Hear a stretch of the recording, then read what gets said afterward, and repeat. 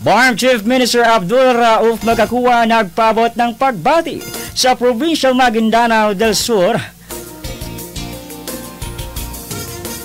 lalo na kay Dato' Ali Timbang bilang Gobernador at Vice Governor Hisham Nando sa kanilang formal na pagupo bilang bagong halal na mga pinuno ng lalawigan ng Maguindanao del Sur ngayong araw ng Martes, unang araw sa buwan ng Hulyo.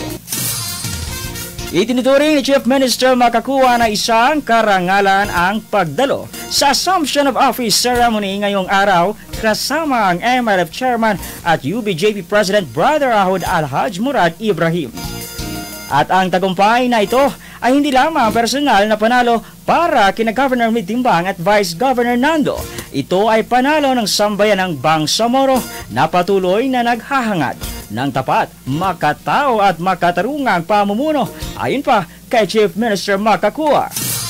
Bilang bahagi ng UBJP, ipinagmamalaki ni Magkakuwa ang direksyon na tinatahak ngayon ng Maguindanao del Sur.